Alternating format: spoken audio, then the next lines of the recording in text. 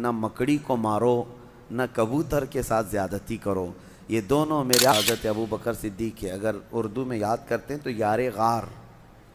یار غار کا مطلب غار کا ساتھی. اور قرآن نے بھی اس کا ذکر فرمایا. قرآن میں بھی اس کا ذکر آیا ہے کہ یاد کرو اے محبوب جب آپ غار میں تھے اور آپ کے ساتھی آپ کے ساتھ تھے. ایک ہی ساتھی کا ذکر اللہ نے فرمایا ہے 10ویں پارے میں. اس غار میں جانے کے بعد حضرت ابو بکر صدیق نے حضور پاک صلی اللہ علیہ وسلم کو باہر بیٹھنے کے لیے عرض کیا.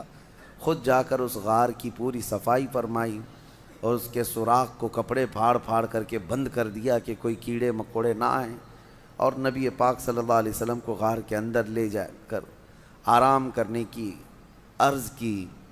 لیکن ایک سوراخ پر آپ اپنے پاؤں کی ایڑی لگا کر بیٹھے تھے. نبی پاک صلی اللہ تعالیٰ علیہ وسلم وہاں آرام کرنے کی غرض سے گئے.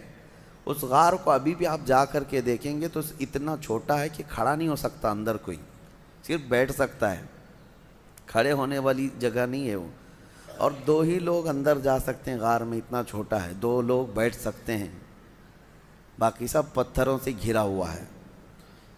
تو روایات میں ہے مشہور کہ ایک سانپ حضور پاک صلی اللہ تعالیٰ علیہ وسلم کی خوشبو پا کر وہاں پہنچ گیا آپ کی زیارت کے لیے, لیکن اندر جانے کے سارے راستے بند تھے. تو ایک راستہ جس پر آپ نے ایڑی لگا رکھی تھی, صدیق اکبر نے پاؤں پر ان کے سانپ کاٹنے لگ گیا کہ یہ پاؤں ہٹائیں تو میں اندر جاؤں اور دیدار مصطفیٰ کر لوں. لیکن حضرت ابو بکر صدیق ہیں کہ پیر ہٹانے کو تیار نہیں. زہر چڑھتا ہوا ان کے ران تک آ گیا اور ان کا جسم پیلا پڑنے لگ گیا. اور نبی پاک صلی اللہ علیہ وسلم آرام کر رہے ہیں. درد کی شدت بڑھ گئی. بعض روایات میں ہے کہ سانپ جتنا پرانا ہوتا ہے اتنا زہریلا ہوتا ہے. وہ کافی پرانا سانپ تھا. حضور پاک صلی اللہ تعالیٰ علیہ وسلم نے پوچھا ما لک یا ابا بکر, اے ابو بکر کیا ہو رہا ہے تمہیں؟ کہا لدغت الحیۃ یا رسول اللہ, اے اللہ کے رسول سانپ کاٹ رہا ہے, ایسا لگتا ہے سانپ نے کاٹا ہے. نبی پاک صلی اللہ علیہ وسلم نے فرمایا پاؤں ہٹاؤ. کہا آقا وہ آپ کو ایذا نہ دے دے, تکلیف نہ دے دے. مجھے کاٹتا ہے ٹھیک ہے لیکن آپ کو ایذا نہ دے دے. مجھے ایک بات بڑی وہ لگتی ہے, صحابہ میں ایسی محبت تھی, کہاں کہاں آپ کو میں یہ جلوے دکھاؤں. جناب ابو طالب کے متعلق میں آپ کو بتا رہا تھا کہ جب وہ شعب ابی طالب میں حضور 3 سال تک جو بائیکاٹ کے دن گزارے تھے, جانتے ہیں آپ, میں نے بتایا مکہ میں بائیکاٹ کے دن گزارے. جناب ابو طالب رات کے وقت حضور صلی اللہ تعالیٰ علیہ وسلم کے سونے کی جگہ کبھی اپنے بیٹوں کو سلا دیتے تھے چادر اڑا کر کے, اور نبی پاک صلی اللہ تعالیٰ علیہ وسلم کی جگہ بدل دیا کرتے تھے بڑھاپے کے عالم میں. اور صبح اٹھ کر کے پہلے دیکھتے تھے. تو یہ پوچھنے پر کہ آپ روزانہ حضور کی جگہ پر جو سونے کی جگہ ہے کسی کسی کو ڈال دیتے ہیں, کہا کہ اگر غفلت میں ہم پڑے رہیں اور کوئی مکہ کا کوئی بھی دشمن آ کر کے مارے تو محمد کا قتل نہ ہو, میرے بیٹے کا قتل ہو صلی اللہ علیہ وسلم. اپنے بیٹوں کو نچھاور کر دیتے تھے. صدیق اکبر بھی جب اپنی جان کی پرواہ نہ کی, حضور پاک صلی اللہ علیہ وسلم نے فرمایا پیر ہٹاؤ, وہ مجھے ایذا نہ دے گا. سانپ اندر داخل ہوا, جی بھر کر کے میرے آقا کی زیارت کیا. نبی پاک صلی اللہ تعالیٰ علیہ وسلم کی زیارت کے مشتاق دنیا میں کون نہیں ہے سوائے ابلیس کے. حضور پاک صلی اللہ تعالیٰ علیہ وسلم کا ہر کوئی مشتاق ہے. واپس سانپ چلا گیا. نبی پاک صلی اللہ علیہ وسلم نے اپنا لعاب پاک نکال کر حضرت ابو بکر کے پیر میں لگایا, وہ زہر ختم ہو گیا. حضرت ابو بکر صدیق کو زندگی بھر اس زہر کا کبھی درد نہیں محسوس ہوا. یہ معجزہ بھی تھا میرے آقا صلی اللہ علیہ وسلم کا. یقیناً وہ لمحہ مبارکہ میں اللہ نے شفا رکھی ہے, شفا رکھی ہے. ان کا نام پڑھ کر کے شہد کی مکھی شہد میں مٹھاس لاتی ہے تو خود اس منہ مبارک میں کتنی مٹھاس ہوگی. وہ دہن وہ زبان جس کو سب کن کی کنجی کہیں, اس کی نافذ حکومت پہ لاکھوں سلام. وہ دہن جس کی ہر بات وحی خدا, اس کی قاہر ریاست پہ لاکھوں سلام. نبی پاک صلی اللہ تعالیٰ علیہ وسلم کے ساتھ 3 دن تک کا وہاں قیام تھا. 3 دن کیسے رہے لوگ, یہ بھی میں آپ کو بتا دوں. یہ 5000 فٹ اونچا پہاڑ ایک بار آپ چڑھ کے آنا، اللہ توفیق دے آپ سب کو، حج میں جانا ہوا، عمرے میں جانا ہوا تو میرے آقا کی وہ نشانی دیکھنے کے لیے ایک بار تو جائیں، کیونکہ یہ وہابیوں نے سب چھیڑ چھاڑ کیا ہے ہر جگہ، لیکن یہ پہاڑ پہ چڑھ نہیں پاتے، تو وہاں تک جا کر کے کچھ نہیں کیا۔ سنا ہے ابھی غار ہیرا میں نشانیاں مٹا دیا، جو لکھا ہوا تھا اس کو ختم کیا۔ بڑی عجیب سی ان کو بے چینی ہے، تکلیف ہے میرے آقا کے نام سے، لیکن کتنا مٹاؤ گے؟ مٹ گئے، مٹتے ہیں، مٹ جائیں گے، آدھا تیرے یا رسول اللہ، نہ مٹا ہے نہ مٹے گا کبھی چرچا تیرا۔ غار ثور آپ جائیں، ایک بار جا کر کے آنے کے بعد آپ کو اندازہ ہو جائے گا کہ یہ کیسا سفر ہے۔ لیکن ان دنوں میں 3 دن تک جب تک میرے آقا تھے، حضرت ابوبکر صدیق کی بڑی صاحبزادی حضرت اسما روز اپنے گھر سے کھانا لاتی تھیں اور غار ثور تک کھانا پہنچاتی تھی اور پھر واپس آتی تھی۔ دن میں 2 مرتبہ جاتی تھیں کھانا لے کر کے اور پھر واپس آتی تھی۔ نہ کوئی انہیں تھکن تھی، نہ کوئی اکتاہٹ تھی۔ اسی لیے صدیق اکبر کا جو گھرانہ ہے وہ میرے آقا صلی اللہ علیہ وسلم پر لٹ جانے والا گھرانہ ہے، بے پناہ محبت کرنے والا گھرانہ، اور صدیق اکبر کی ہی گھرانے کو یہ اعزاز حاصل ہے پورے صحابہ میں کہ حضور اکرم صلی اللہ تعالیٰ علیہ وسلم کی ذات پر حضرت ابوبکر کی 4 پیڑھیاں صحابی ہیں، باقی کسی کو یہ اعزاز نہیں ہے۔ 4 پیڑھیاں، یعنی حضرت ابوبکر صدیق کے والد بعد میں ایمان لائے، ابو قحافہ، وہ صحابی، حضرت ابوبکر صحابی، حضرت ابوبکر صدیق کے ایک بیٹے ہیں وہ صحابی، حضرت ابوبکر کے پوتے وہ بھی صحابی۔ حضور اکرم صلی اللہ علیہ وسلم کی زندگی میں یہ 4 پیڑھیاں ایمان بھی لائیں اور سب کے سب صحابیت کا شرف بھی پائی، پورا خاندان نچھاور کیا ہوا ہے۔ پھر اب یہاں سے نبی پاک صلی اللہ تعالیٰ علیہ وسلم جو غار ثور میں تھے، اب دیکھیں روایات یہ بتاتی ہیں کہ مکہ کی کفار وہاں تک بھی پہنچ گئے۔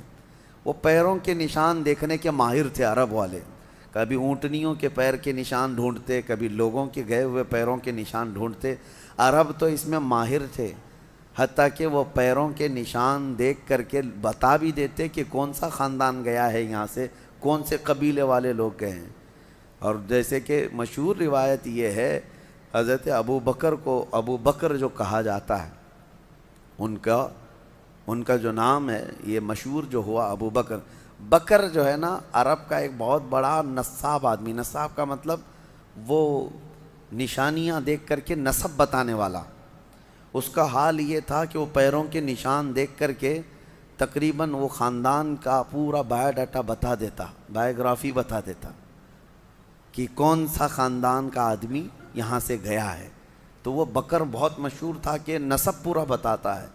اور حضرت ابوبکر صدیق رضی اللہ تعالیٰ عنہ کا حال یہ تھا کہ وہ کسی کے انگلی کا پور، یہ پور جو ہے یہ دیکھ کر کے اس کی 8 پشتیں گنا دیتے تھے کہ تیرا باپ یہ ہے، تیرا دادا یہ ہے، تیرا پردادا یہ ہے، تیرا فلاں یہ ہے۔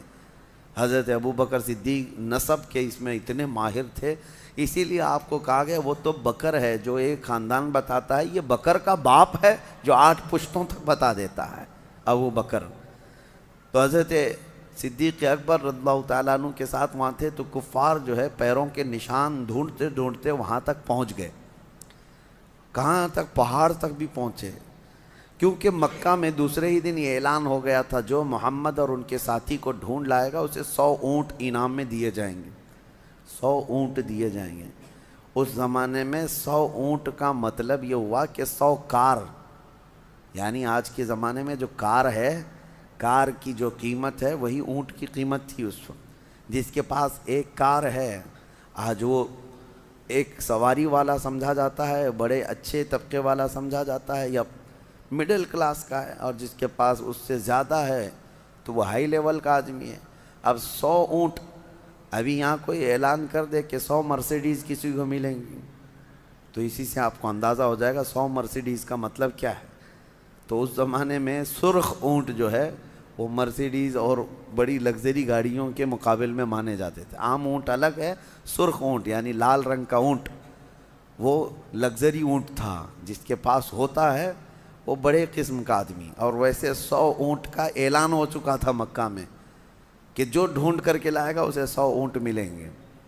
آپ کو اونٹوں کی اہمیت ابھی نہیں معلوم، ضرورت آپ کو نہیں پڑتی ہے، لیکن اس وقت کی سواری بھی وہی تھی، ان کی سفر کا سارا دار و مدار اس پر تھا۔ اس انعام کے چکر میں در در کی لوگ جو ہے خاک چھان رہے تھے، ڈھونڈ رہے تھے، اور ڈھونڈتے ڈھونڈتے وہاں تک پہنچ بھی گئے تھے۔ اب غار تک بھی پہنچ گئے، یہاں تک کہ اس مقام تک پہنچے کہ اگر وہ اپنے پیروں کی ایڑیاں اٹھا دیتے تو حضور پاک صلی اللہ علیہ وسلم اور حضرت ابوبکر ان کو صاف نظر آ جاتے ہیں۔ حضرت ابوبکر غار میں بیٹھے ان کی گردنیں دیکھ رہے تھے، لیکن کفار و مشرکین حضور کو اور حضرت ابوبکر کو دیکھ نہیں پا رہے تھے۔ غار کے دہانے تک، منہ تک تو پہنچ گئے۔ اللہ تبارک و تعالیٰ نے اپنے محبوب کی حفاظت کے لیے وہاں پر دو نشانیاں ایسی پیدا فرمائیں، ایک مکڑی نے جال بن دیے، ایک کبوتری نے فوراً انڈے دیے۔